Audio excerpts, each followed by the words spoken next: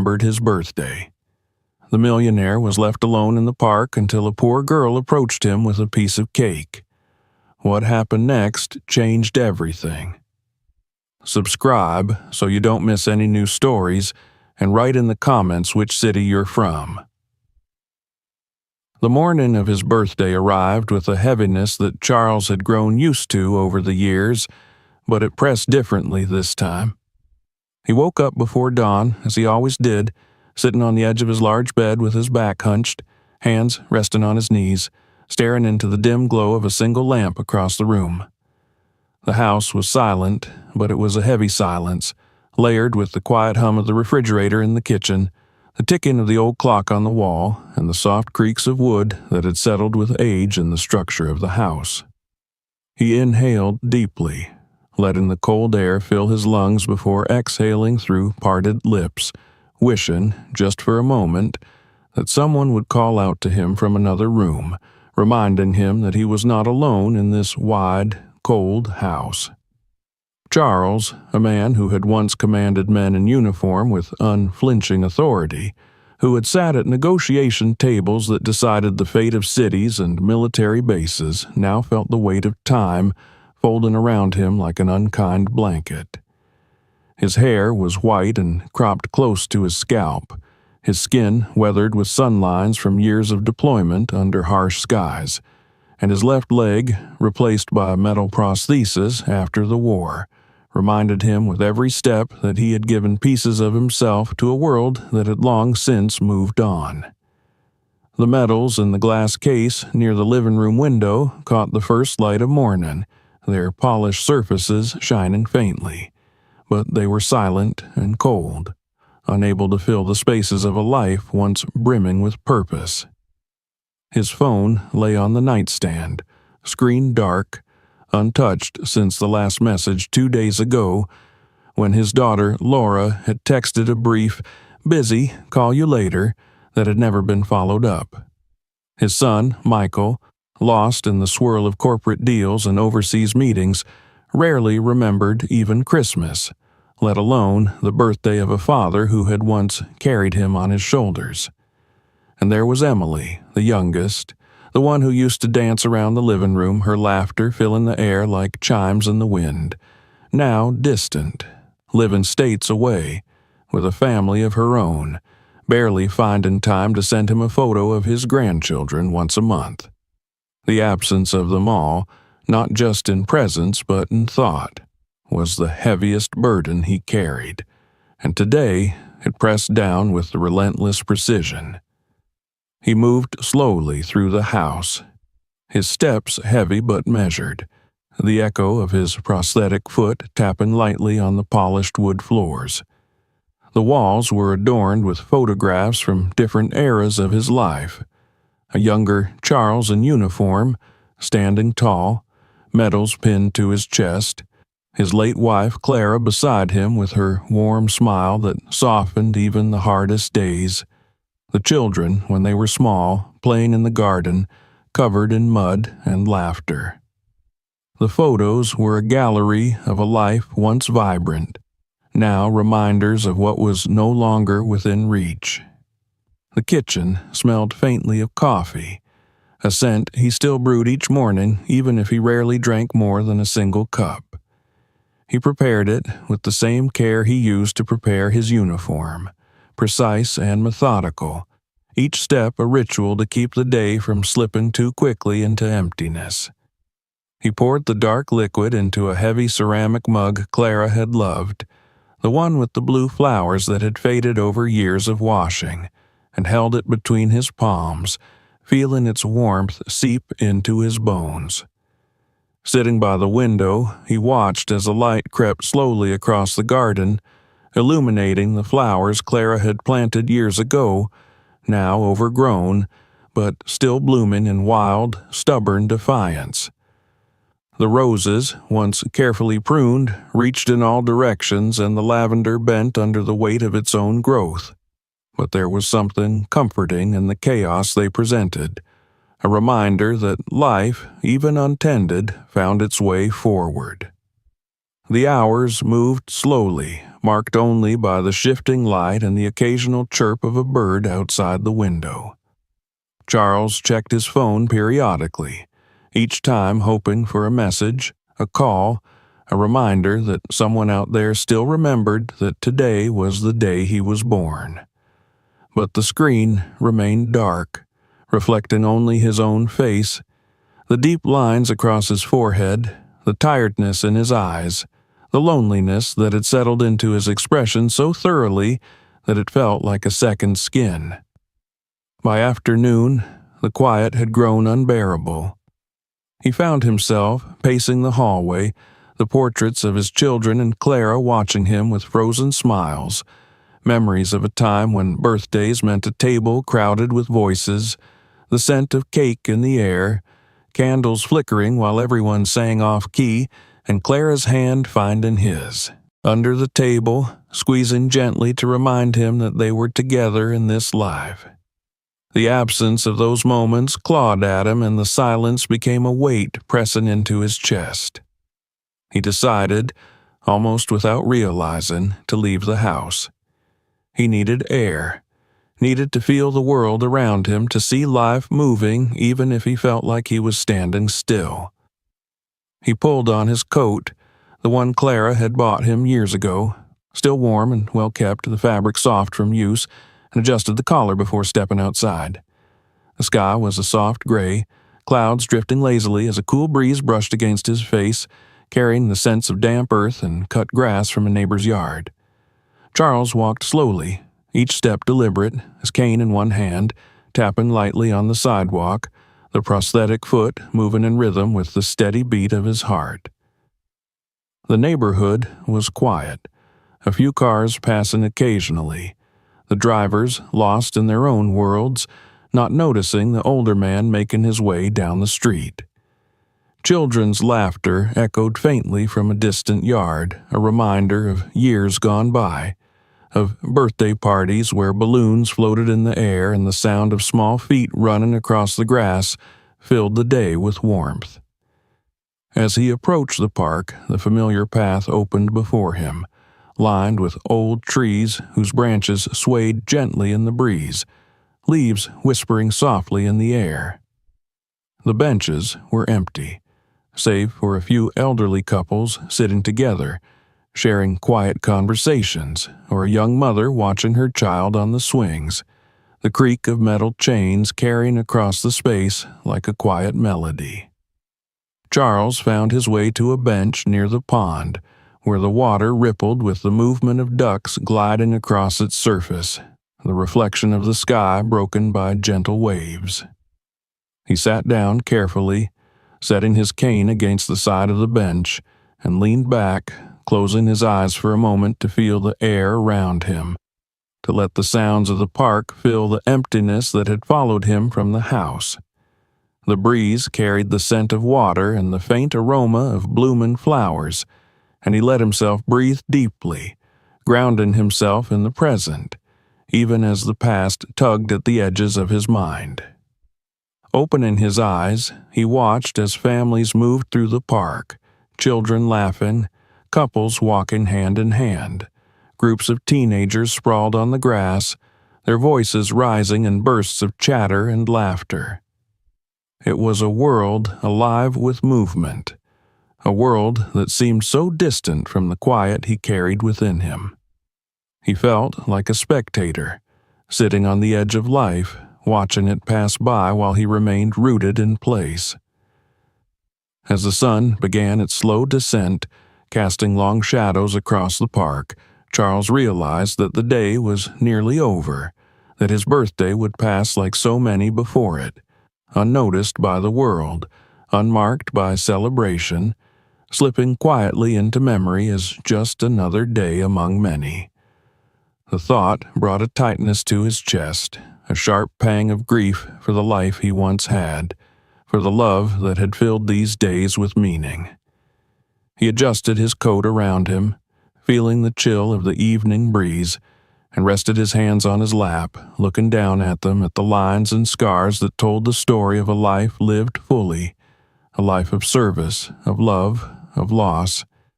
His wedding ring, still on his finger, caught the last rays of sunlight, glinting softly, a reminder of promises made and kept even after death.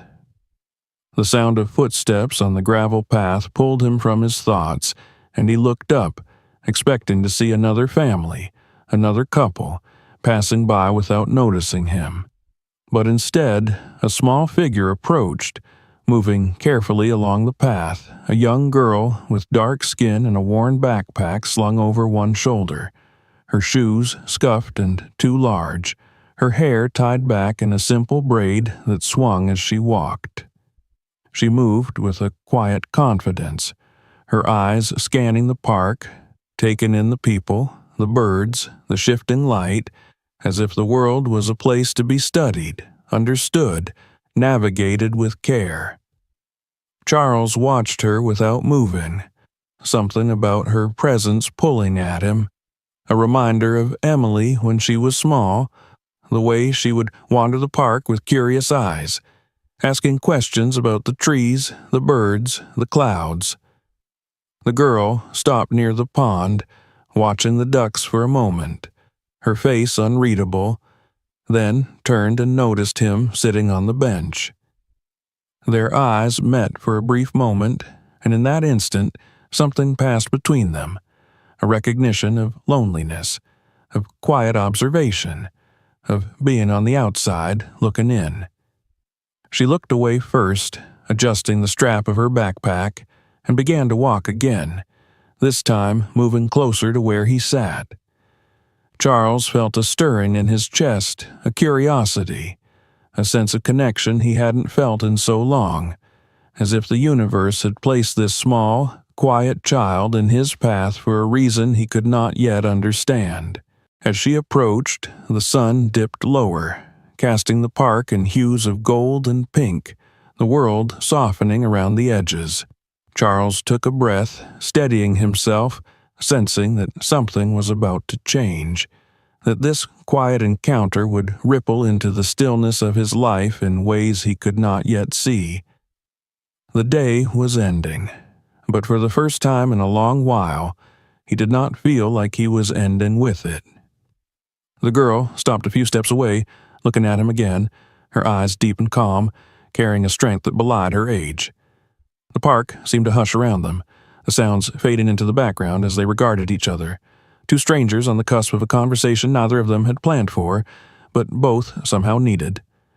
The breeze lifted, carrying the scent of the water and the soft rustle of leaves, and in that quiet moment, Charles felt something shift inside him, a door opening, a thread connecting him to the world once more, fragile but present, reminding him that even on a day forgotten by those he loved, there was still space for connection, still room for hope. The light continued to fade, and the street lights began to flicker on, one by one, casting small pools of light across the park. Charles remained still, waiting, as the girl adjusted her backpack once more, took a breath, and stepped closer, closing the space between them with quiet, steady steps. She stopped in front of him, her gaze unwavering, and for a moment they simply looked at each other, the world around them fading into the background, the quiet of the evening settling gently over them. Charles did not know what would happen next, but for the first time in many years he felt ready to find out. The street lights continued their quiet vigil as the last of the sun slipped beneath the horizon, leaving behind a stretch of purple dusk that wrapped the park in soft darkness. Charles remained seated, his back straightening slowly as the girl stepped closer, the steady, uncertain click of her shoes on the path the only sound between them. She was small, a fragile sort of small, but there was nothing fragile in her gaze. Her eyes were wide, deep pools reflecting the streetlight glow, alive with a brightness that the world had not yet managed to dull. She clutched the strap of her backpack with one hand, her thumb rubbing circles on the frayed fabric as if to reassure herself that she was grounded, present, and in control of whatever fear might have been twisting quietly in her stomach. She did not speak at first, and neither did Charles. Instead, he found himself leaning forward slightly, his hands resting on his knees as he studied her. In her silence was a confidence that reminded him of men he had once commanded, young soldiers who stood at attention waiting for orders, waiting to be acknowledged, waiting to know that someone saw them.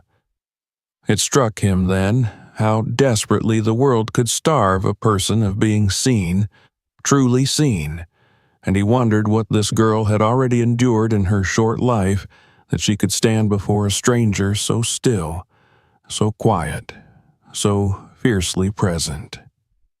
A breeze swept through, rustling the leaves and lifting a strand of her hair across her cheek, which she brushed away with the back of her hand before glancing down, breaking the eye contact that had tethered them to that moment. She shifted her weight from one foot to the other, looking back toward the street as if to confirm that she was still safe, still unnoticed by the wider world, before turning her gaze back to Charles. It was then that he noticed the small box she was holding in her other hand, the edges of it wrapped in a plastic bag to protect it from the evening moisture that hung in the air. It was a cake, he realized, or something like it, homemade or from a small shop, its shape uneven beneath the plastic, with a single candle poking through the wrap like a flag planted in uncertain ground. She held it out to him, her hand trembling just slightly, her eyes searching his face for something, a sign that he would not reject her, that he would accept this small, fragile offering. For a moment, he could not move. The gesture, so unexpected, so painfully kind that it seemed to freeze the air around him. His chest tightened, a knot forming beneath his ribs as he looked from the small cake to the girl's face, her dark skin catching the glow of the streetlight, her expression hovering between hope and fear, as if she had spent her life expecting the world to say no. Finally, with a careful breath, he reached out and took the cake from her, his hands larger, weathered, and shaking as they brushed against her small fingers. Her eyes flickered at the contact, widening for a heartbeat before she quickly pulled her hand back, clutching the strap of her backpack again, grounding herself in its familiar weight. He placed the cake gently on the bench beside him, his fingers lingering on the plastic wrap, feeling the warmth still held in the small package, the warmth of her hands, the warmth of her intention. She stood there, waiting, and it was clear she would not leave until he acknowledged her properly. Charles cleared his throat, the sound rough in the quiet park, and gestured for her to sit on the other end of the bench. She hesitated, her eyes darting toward the street again, before slowly, carefully, lowering herself onto the edge of the bench, keeping her body turned slightly away, as if ready to run if the moment demanded it. The distance between them was respectful, but her presence filled the space. Her quiet breathing, the faint scent of something floral from her hair, the nervous tapping of her thumb against her knee. They sat like that for a long while, the silence stretching comfortably now as if the world had paused to allow them this moment. Charles glanced at the cake again, the single candle poking through, and felt a strange ache in his chest. It was a reminder of birthdays past, of candles blown out while laughter filled the room, of Clara's hands lighting matches with a gentle smile, of children shouting over each other to sing the birthday song, off-key and full of joy. This single candle, unlit in the evening air, held all of that in its small, fragile presence, a reminder of what had been and what might still be possible, even in this late chapter of his life. He reached into his coat pocket, pulling out a small box of matches he carried out of habit more than need, and struck one carefully, shielding the flame from the breeze with his hand as he lit the candle on the cake. The small flame flickered, wavering for a moment before standing tall, a tiny beacon in the dusk that reflected in the girl's eyes as she watched it, her expression softening, her lips parting in the smallest of smiles that disappeared almost as quickly as it came. The flame seemed to draw the warmth back into the air, its light pooling around them, pushing back the darkness of the evening in a quiet, gentle way. Charles looked at the flame, then at the girl, and he realized he did not know her name. It felt wrong to share such an intimate moment without knowing that, and yet he felt that asking would break something fragile between them. Instead, he let the moment stand, allowing the warmth of the flame to fill the silence, allowing the presence of this small, brave girl to be enough for now. The girl reached into her backpack and pulled out a small, worn notebook, flipping through the pages with careful fingers until she found a blank one near the back. She tore it out with a soft rip that sounded louder in the quiet park and held it out to him along with a pen. Her eyes met his, and this time he saw the insistence in them, the quiet demand that he participate, that he accept whatever this moment was meant to be. He took the paper and the pen, looking down at the blank sheet, the lines faint and uneven, the edges frayed from being carried around in a backpack that had seen many days.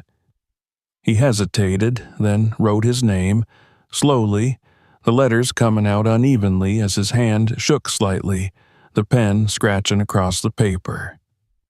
He handed it back to her, and she took it carefully, folding it and tucking it into a small pocket on the inside of her backpack before zipping it shut, as if it were something precious that needed to be kept safe. She looked at the cake, then back at him, and gave a small nod, the tiniest of smiles touching her lips again before vanishing. Charles understood then that she wanted him to make a wish, to blow out the candle, to complete the moment she had created for him with such quiet determination. He looked at the flame, the way it danced in the evening air, and for the first time in many years he allowed himself to want something, to wish for something, even if it was something as simple as not feeling alone for a little while longer. He closed his eyes, took a slow breath, and let it out gently, the flame flickering and then going out, leaving a thin trail of smoke that curled into the air before disappearing. The darkness returned, but it was softer now, the streetlights holding it at bay, the warmth of the moment lingering around them. The girl stood up, adjusting her backpack again, and for a moment Charles thought she would leave, but instead she reached out and placed her small hand on his shoulder, a touch so light it was almost a whisper, but it was there, real and warm, grounding him in the moment. She did not say anything, and neither did he, but in that simple touch was a conversation, a promise, an acknowledgement that they had shared something important, something that did not need words to be understood. When she finally pulled her hand away, she gave him one last look, her eyes meeting his, and then she turned and walked away, her small figure moving down the path, disappearing into the darkness beyond the reach of the streetlights.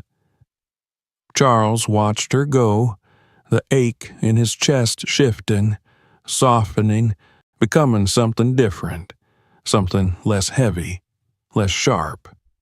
He looked down at the small cake, the candle still standing, the smoke from the extinguished flame drifting into the cool night air. He reached out and touched the plastic wrap, feeling the warmth still held within, the warmth of her gesture, of her courage, of her quiet kindness that had reached across the space between them and reminded him that the world could still be soft, that people could still be good, that moments like this could still happen, even when you least expected them. Charles sat there for a long time, the cake beside him, the park quiet and emptying as the night grew deeper. The breeze rustled the leaves, the water in the pond rippled gently, and somewhere in the distance a dog barked, the sound carrying across the cool air. He felt the weight of the day settling into him, but it was a different weight now, a softer one, tempered by the memory of the girl's eyes, her quiet strength, her simple, powerful act of kindness. As he finally stood, adjusting his coat and picking up the cake, he felt a small, almost imperceptible smile touch his lips, the first in a long time that felt real, that felt earned. He began the slow walk back home, the street lights guiding his way, the cake held carefully in his hands, a small reminder that even in the quietest, loneliest moments, the world could still surprise you, could still reach out and touch you with kindness, could still remind you that you were alive, and that, perhaps, was enough. Charles returned home that night, the small cake carefully placed on the table near the window where the moonlight could touch it, making the plastic wrap shimmer softly. The apartment felt different as he entered, a shift so subtle he almost missed it. But it was there, in the way the shadows seemed softer, the air less heavy, the silence less oppressive. It was as if the girl's kindness had followed him home, clinging to him like the faint floral scent that had lingered in the air after she left, reminding him that the world, despite its darkness, still contained small lights.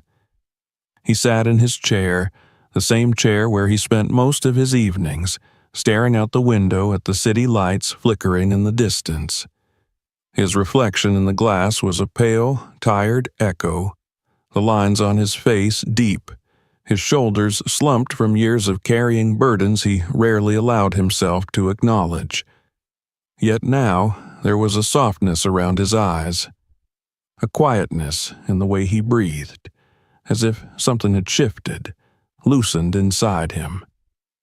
The girl's presence at the park, her boldness, her quiet insistence on giving him the cake, had shaken something awake in him, something he had buried under layers of routine, grief, and resignation. He could still see her eyes, dark and determined, still feel the light touch of her small hand on his shoulder, a touch that had felt like forgiveness, like acceptance, like a reminder that he was not as invisible as he had come to believe. Days passed, each one blending into the next with the same quiet rhythm that had defined Charles's life since Clara's passing. He spent his mornings walking in the park, sitting on the same bench, hoping to see the girl again, though he never admitted that even to himself. Each day he watched the people pass by, parents with children, joggers, young couples, old friends walking arm in arm. But she did not appear. The cake remained on his table, untouched, the candle still upright, a silent promise waiting to be fulfilled.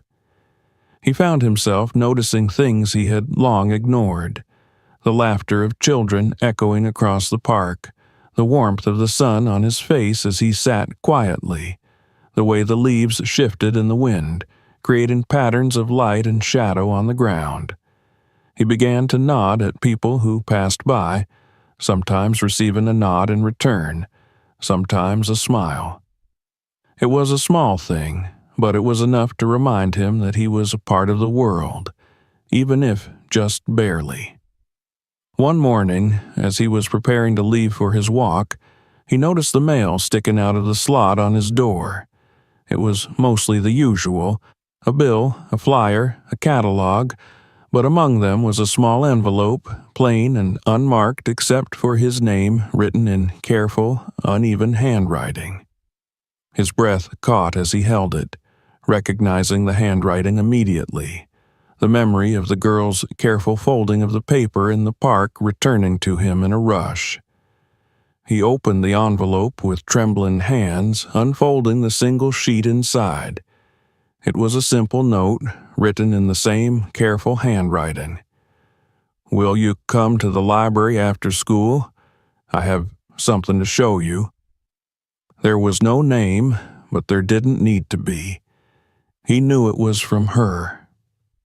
Charles stood there for a long moment, holding the note, feeling the paper between his fingers, the words imprinting themselves onto his mind.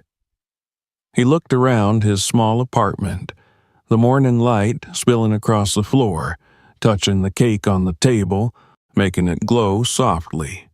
He felt a warmth in his chest, a quiet, persistent warmth that reminded him of the candle's small flame, of the way the girl's eyes had reflected the light in the park. That afternoon, he made his way to the library near the edge of the neighborhood, a small building with faded bricks and a creaking door that had long been his refuge before life had closed in around him. As he approached, he saw her sitting on the steps, her backpack beside her, her small hands clutching a worn book to her chest. She looked up as he approached, her eyes lighting up with a mixture of relief and quiet joy, and for a moment he saw the child she still was, beneath the brave exterior she wore like armor. She stood quickly, brushing off her skirt, and motioned for him to follow her inside. The library was quiet, the scent of old paper and polished wood filling the air, the soft creak of the floorboards beneath their feet the only sound as they moved through the rows of shelves.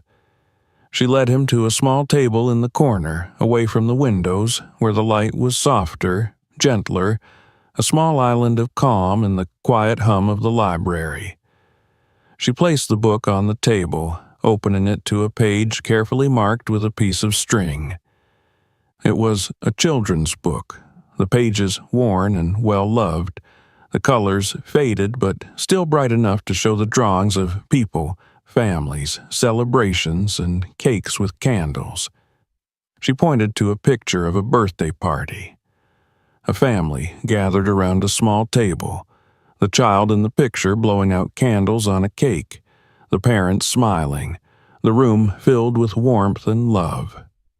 She looked up at him, her eyes searching his face for understanding, for permission, for acknowledgement that he saw what she was showing him, what she was offering him. Charles felt a tightness in his throat as he looked at the picture, then at her.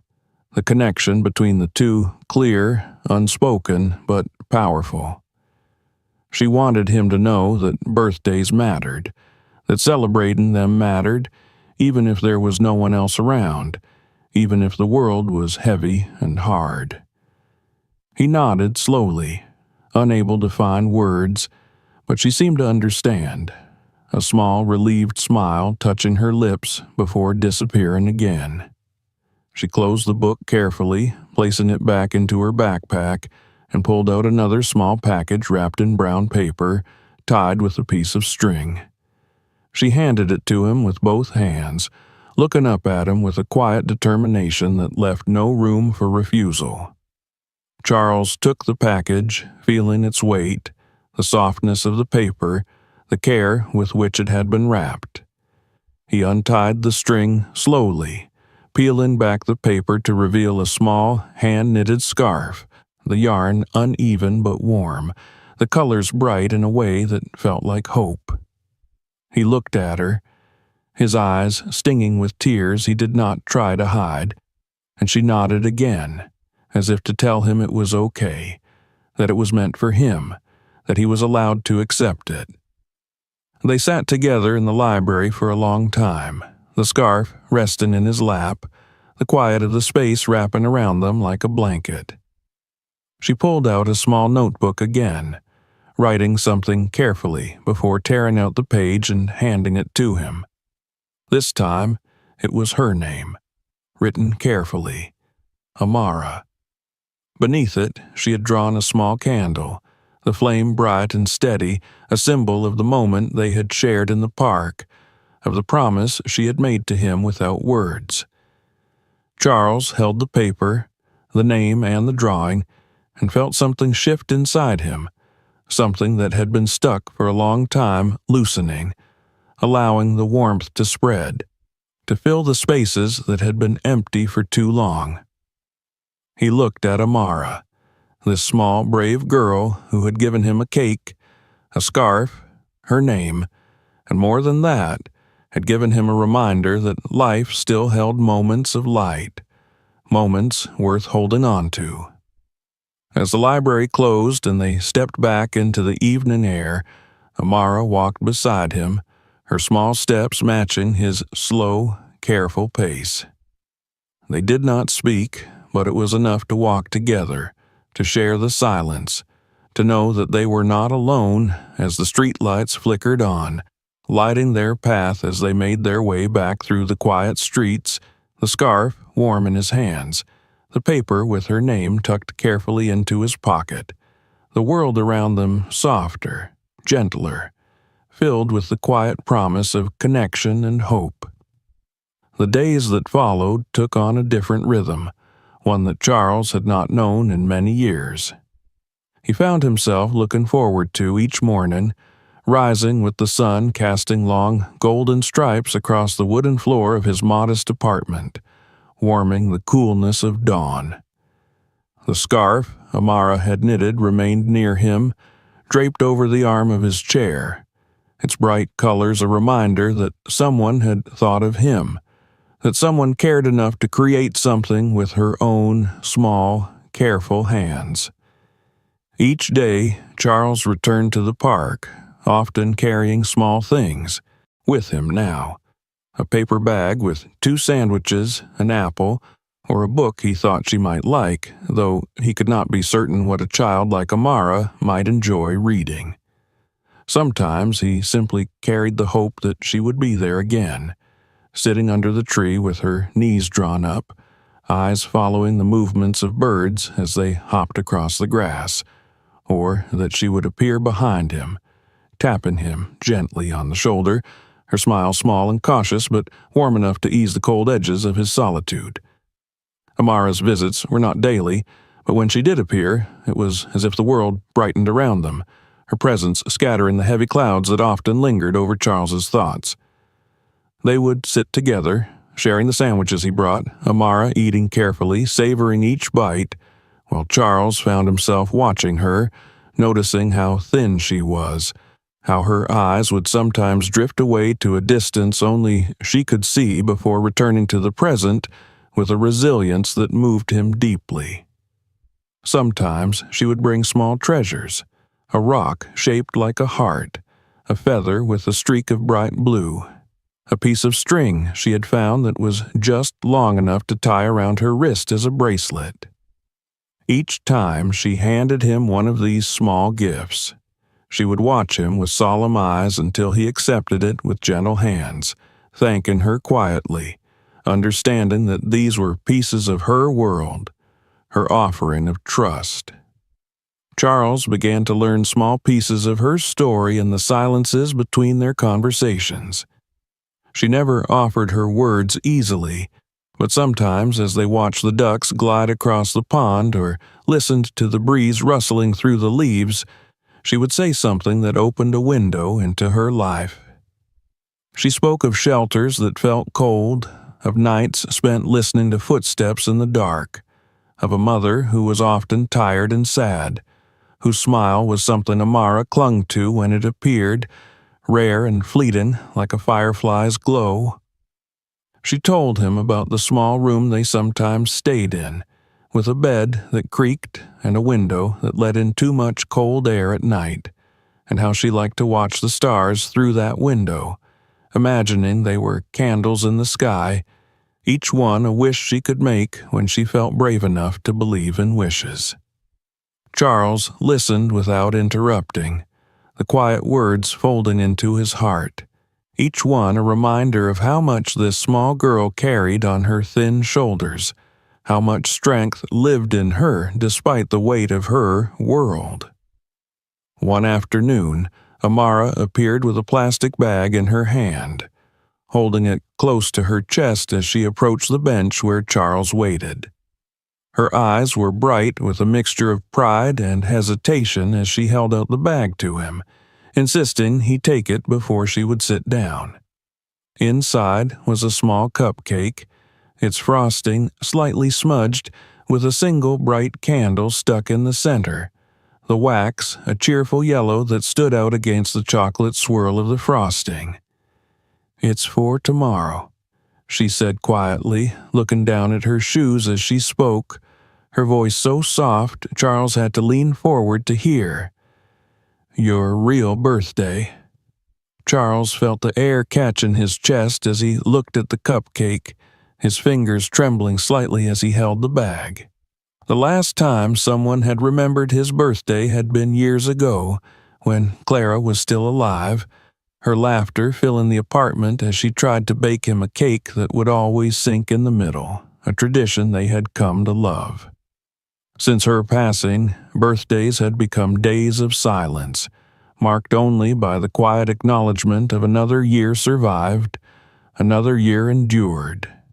But now, here was Amara, this small, determined child who had remembered, who had brought him a cupcake, who had found a way to light a candle in the darkness that had become so familiar to him.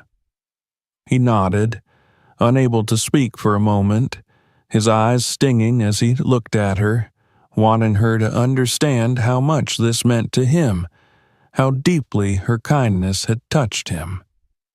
That night, Charles placed the cupcake on his kitchen table, carefully positioning it in the center of a small plate, the candle still upright, waiting. He sat across from it, the room lit only by the soft glow of the lamp in the corner, and allowed himself to feel the weight of the years that had passed, the birthdays that had come and gone without notice, the silence that had settled around him like a second skin.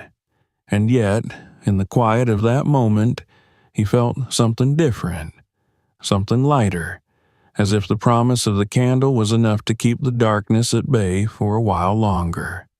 The following morning, Charles woke before dawn, the anticipation of the day pulling him from his dreams.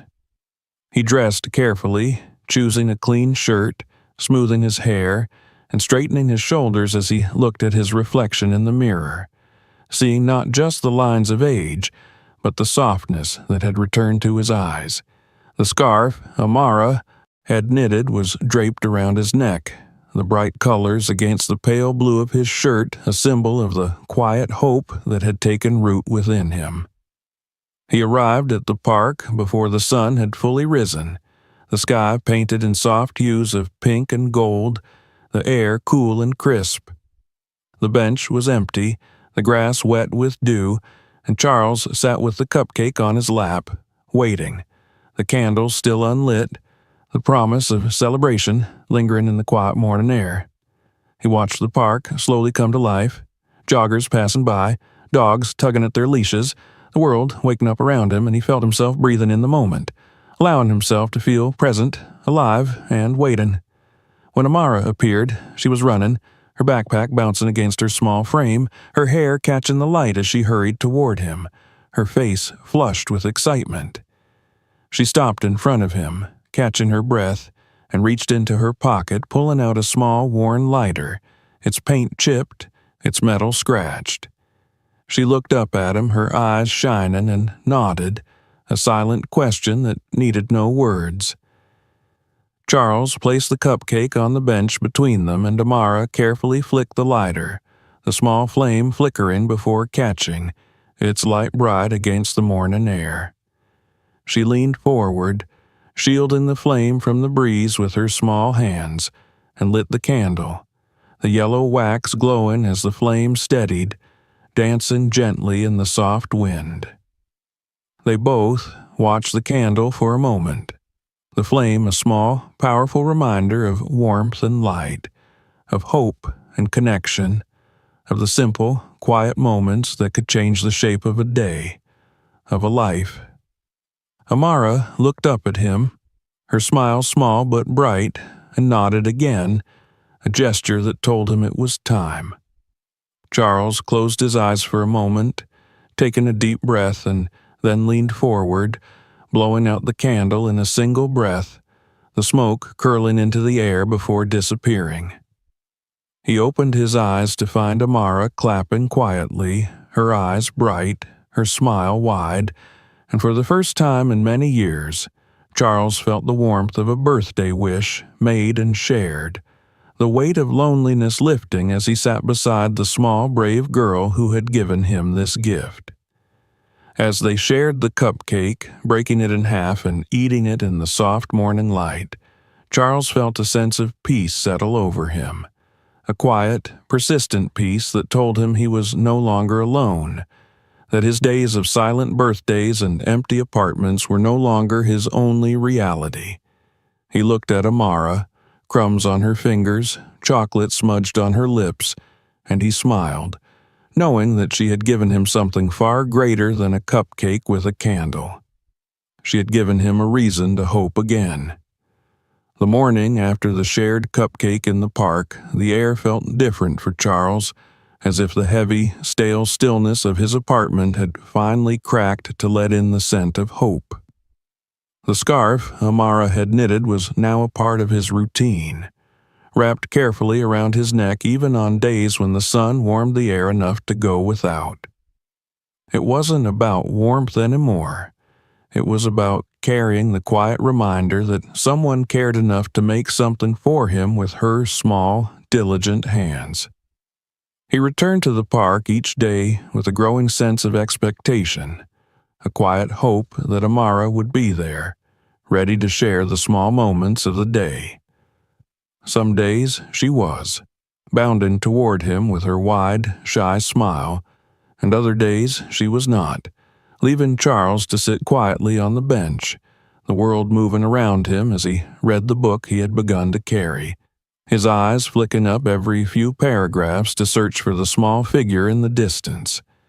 Each time she appeared, it felt like the sun had chosen to shine only for them, a private warmth in a world that was often too cold.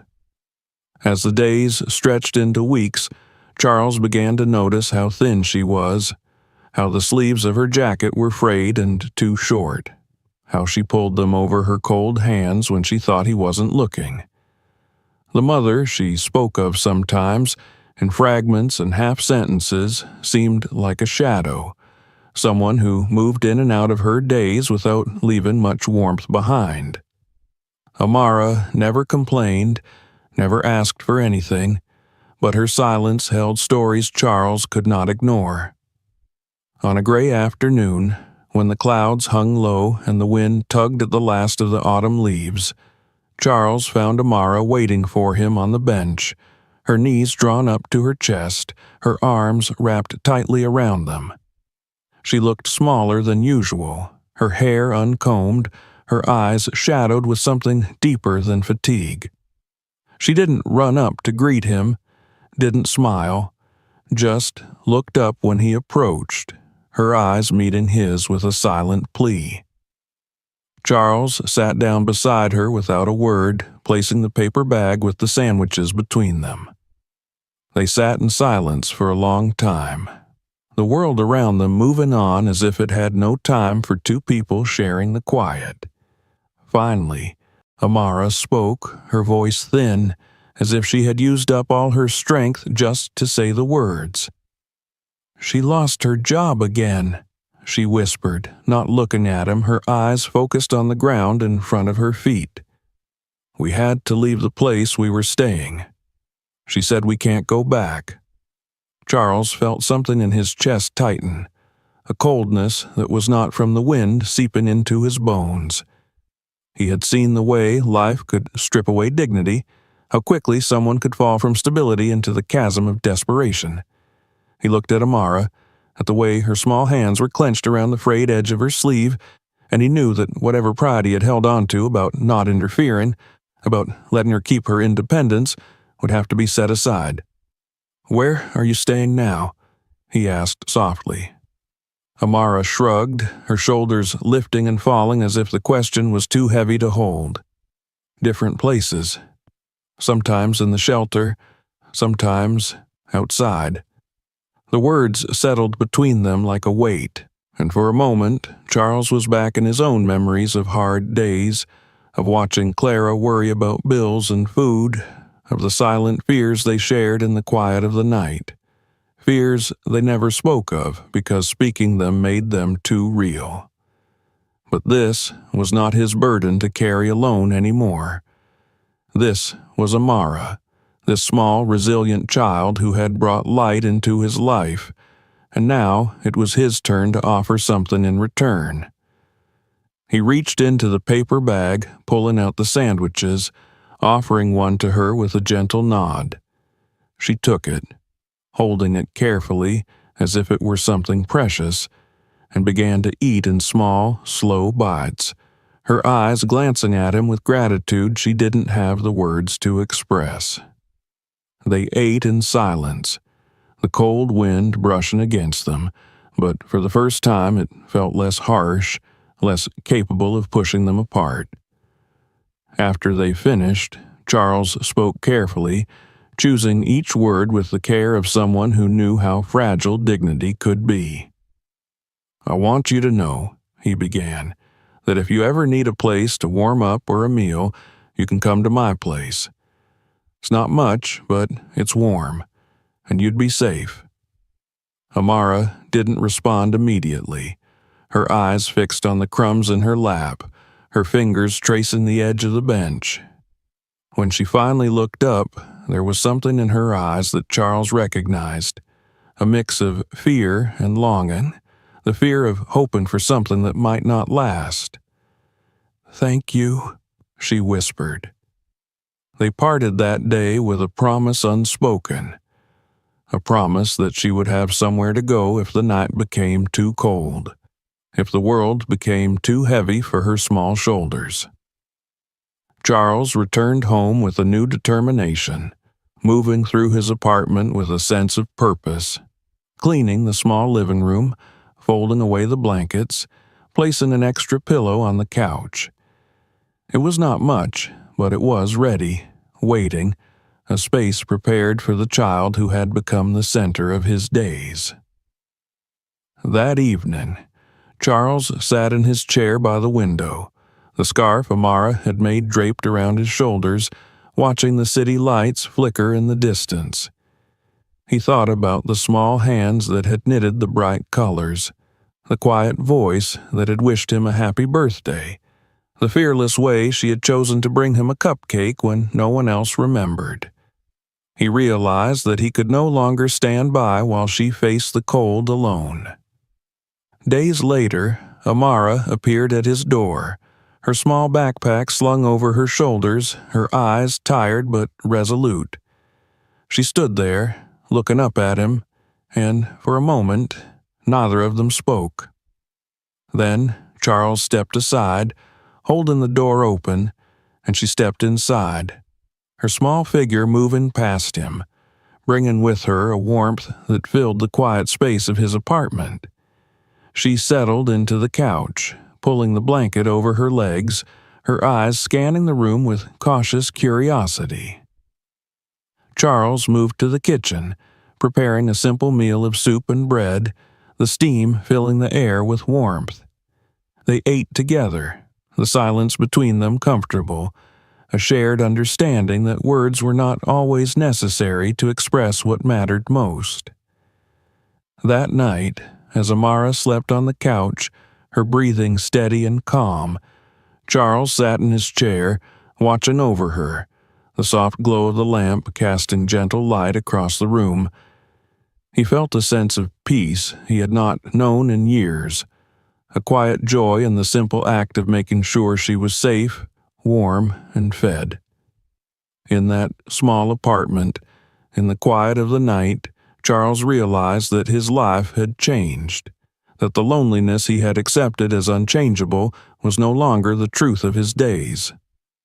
Amara had brought with her a light that refused to be extinguished, a reminder that kindness could ripple through the hardest moments, transforming them into something bearable, even beautiful. As he closed his eyes that night, the city outside continuing its restless hum, Charles knew that this was only the beginning. There would be challenges ahead, struggles that would test them both, but for now they had found each other, two souls crossing paths at the right moment, carrying each other toward a new tomorrow. Charles woke up to the quiet hum of the heater working against the morning chill, the soft light of dawn creeping through the edges of the heavy curtains in his small living room. He sat up, glancing toward the couch where Amara was still asleep, curled under the blanket with only the top of her braids visible. Her steady breathing filled the room with a gentle rhythm that reminded Charles how much had changed in such a short time. A few weeks ago, the apartment had felt like a cavern of old memories echoing with silence and loss. Now it felt like a place where life had returned, one small brave breath at a time. He moved quietly into the kitchen, careful not to wake her, putting on the kettle for tea and preparing oatmeal with cinnamon, the warm scent filling the space. The clink of the spoon against the bowl eventually stirred Amara, her eyes blinking open slowly as she pushed herself up, looking around with a brief moment of disorientation before remembering where she was. Her gaze settled on Charles, who gave her a small nod and a gentle smile, placing the bowl on the small table beside the couch. They ate in quiet, comfortable silence, Amara's small spoon tapping gently against the bowl as she blew on each bite to cool it down. She wore the same clothes as the day before, her shoes placed neatly by the door, and Charles made a mental note to see about getting her something warmer before winter deepened its grip on the city. As the days passed, a new routine formed between them. In the mornings, Charles would prepare breakfast before Amara left to check in with the shelter where her mother sometimes stayed, hoping each day to find news that things had improved. She returned most evenings, sometimes with a small plastic bag of clothes she had collected from donation bins, sometimes with stories of the day, people she had seen, things she had learned while sitting on the steps of the library, moments of kindness from strangers that made her eyes light up with gratitude. Charles watched her carefully, learning to read the shifts in her expression, the way her shoulders slumped when she returned without finding her mother, the way her voice lifted when she spoke about a kind woman who offered her a sandwich or a bus driver who didn't charge her for the ride. Each story, each moment she shared became a thread, stitching itself into the fabric of their days, weaving a quiet bond that neither of them needed to speak aloud to understand. One afternoon, as the sun began to slip behind the tall buildings, Amara returned earlier than usual, her steps quick, her breath visible in the cold air. She held a folded piece of paper in her hand, gripping it tightly as she stepped into the warmth of the apartment. Charles saw the tension in her small frame and stood quietly, waiting as she held out the paper to him, her eyes wide with something between fear and hope. "It's a letter," she said, her voice trembling. "From my mom." Charles took the paper, unfolding it carefully. The handwriting was shaky, the words simple but heavy with desperation and exhaustion. Her mother wrote that she was leaving the city, that she couldn't take care of Amara anymore, that she hoped someone would look after her. The letter ended with a shaky apology, a promise that she would try to send something when she could, and a final, desperate sentence. "Be good, Amara. Be strong." Charles felt a heaviness in his chest as he finished reading, looking up to find Amara's eyes fixed on his, searching for something, perhaps reassurance, perhaps permission to feel the hurt that was clear in every line of the letter. He opened his arms, and for a moment, she hesitated before stepping forward, allowing herself to lean into the embrace, her small body shaking with silent tears. That evening, the apartment was quiet, the kind of quiet that holds a heaviness too deep for words. Charles made dinner, a simple soup with vegetables and rice, and they ate slowly, Amara's spoon moving in slow circles in the bowl as she stared into the steam. Afterward, they sat together on the couch, the soft hum of the heater filling the silence, the light from the lamp casting a warm glow that made the shadows on the walls look softer. In the days that followed, Amara's spirit seemed to flicker, her usual energy dimmed by the weight of abandonment. Charles found her staring out the window for long stretches, her fingers tracing patterns in the condensation on the glass, her mind far away in places he could not reach. He let her have the silence, understanding that some wounds needed time before they could be spoken of. But even in the quiet, small moments of hope returned. One morning, Charles found Amara sitting at the kitchen table, carefully sketching on scraps of paper with a pencil she had sharpened down to a stub.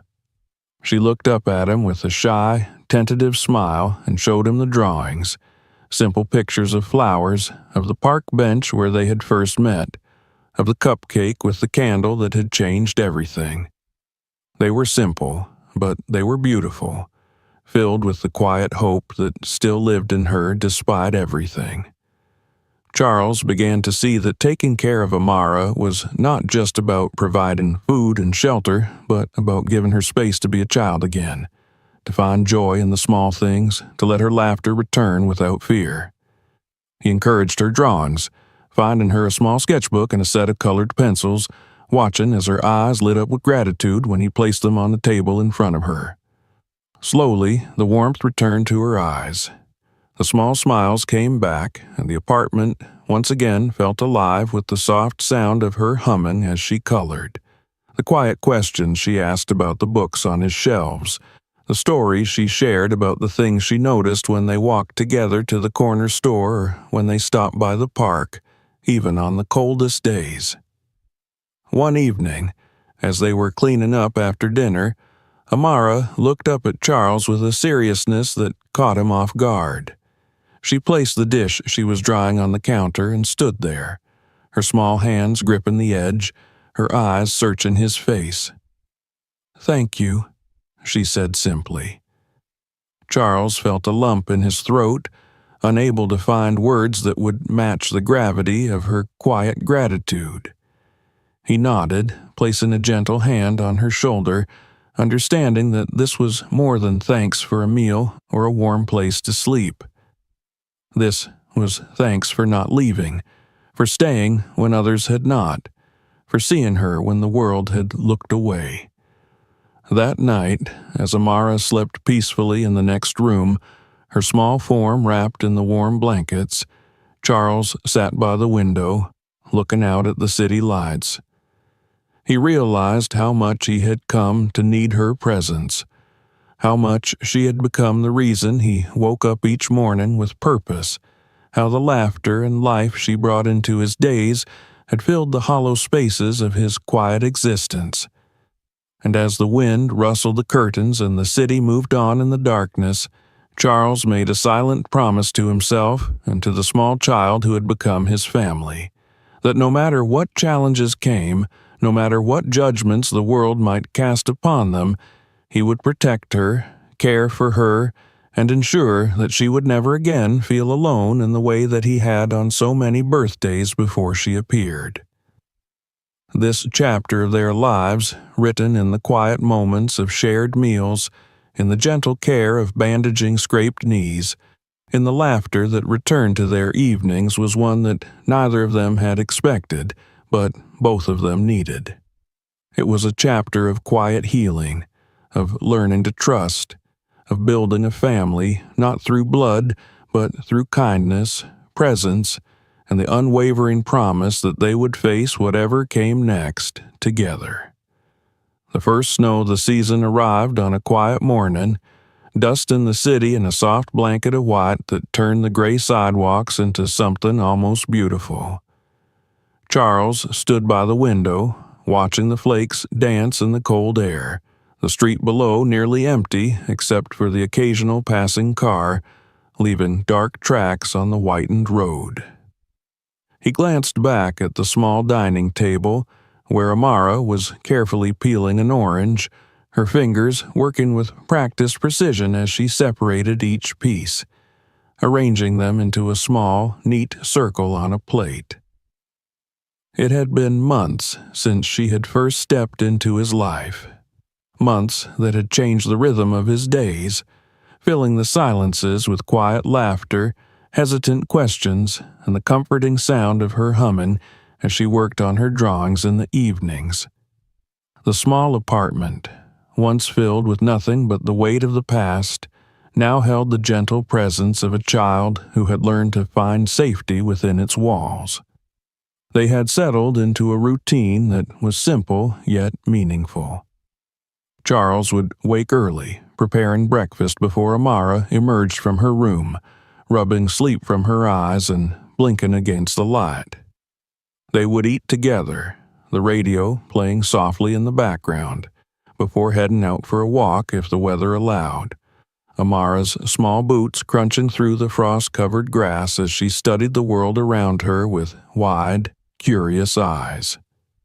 On weekends, they would visit the library, where Amara would sit on the floor in the children's section, flipping through picture books, her lips moving silently as she read the words, her finger tracing the illustrations.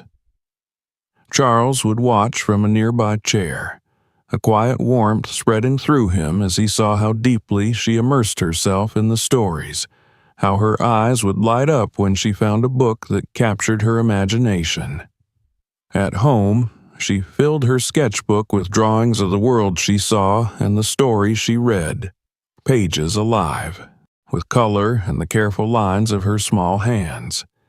Charles pinned her drawings on the walls next to the framed photographs of his past, creating a collage that blended memory and the present, reminding him each day that the world could hold both the pain of what was lost and the hope of what was still to come.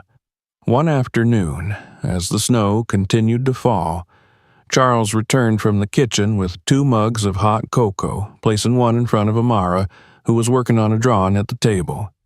She looked up, her eyes bright, her cheeks flushed from the warmth of the apartment, and smiled, the small dimple in her cheek appearing for just a moment before she returned to her work. They sat in comfortable silence, the only sounds the ticking of the old clock on the wall and the occasional crack of the heater adjusting to the cold. Amara's pencil moved across the page, her focus intense, her tongue poking out slightly as she concentrated. When she finished, she turned the sketchbook around, showing Charles her latest drawing, a picture of the 2 of them sitting on the park bench, the trees around them heavy with snow, the small cupcake with a single candle between them. Charles felt his throat tighten as he looked at the drawing, the simplicity of it capturing something deeper than words could say. He reached out, placing a gentle hand on her head, ruffling her braids lightly as she giggled, the sound ringing through the small room like a bell. As the days passed and the snow deepened, Amara began to speak more about the future, asking questions about school, about what it meant to stay in one place, about the possibility of having her own room painted in colors she liked. Charles listened to her questions, answering them with the honesty she had come to expect, telling her about the steps they would need to take, about the meetings with the lawyer, about the forms they would fill out together. It was a slow process, filled with paperwork and quiet conversations in waiting rooms, but each step felt like a promise kept. Charles watched as Amara sat quietly during the meetings, her small hands folded in her lap, her eyes darting around the room as adults spoke around her. She would glance at him and he would give her a small nod, reminding her that she was not alone, that this time someone would stay. One evening, as the snowstorm raged outside, they sat together by the window, watching the world disappear under the thick, swirling white. Charles held a photo album on his lap, pages filled with the faces of his family, his old life, the moments that had shaped him.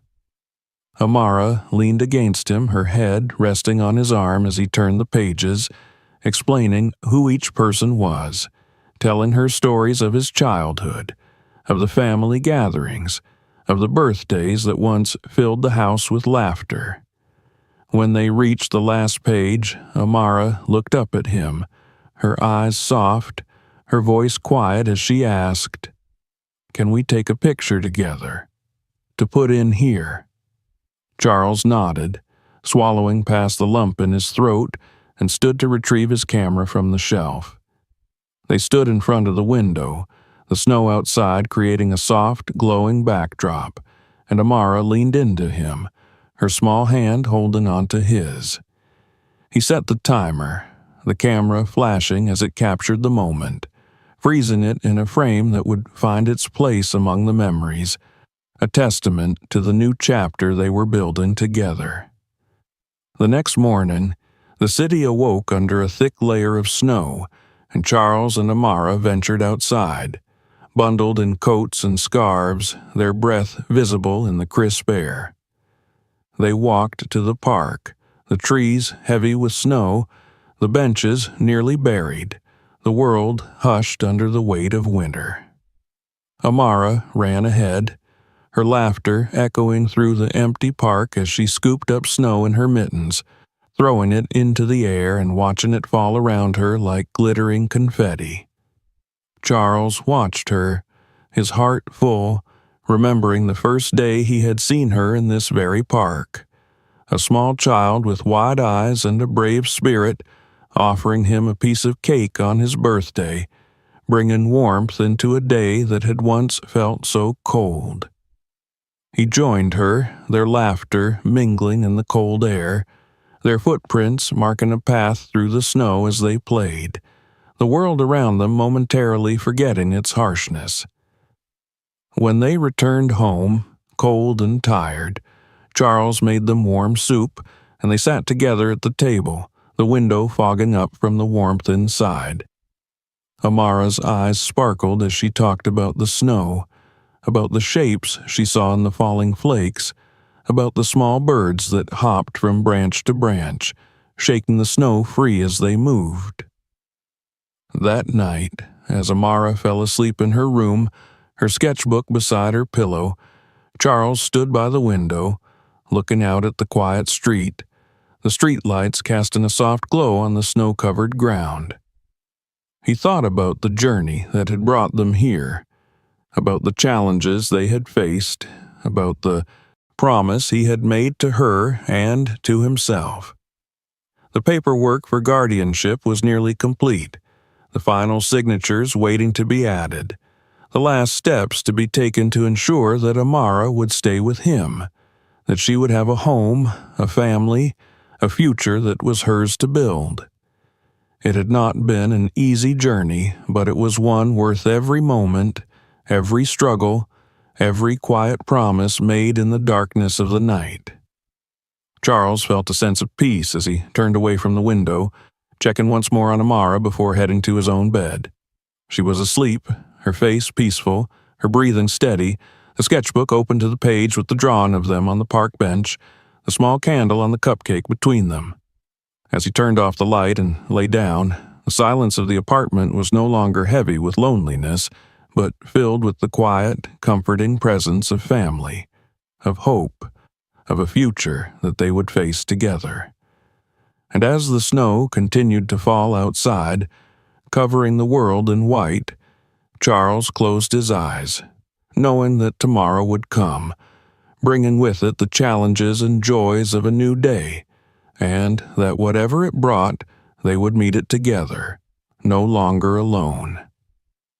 If you found this story meaningful, make sure to subscribe for more. Check out the other videos on this channel and share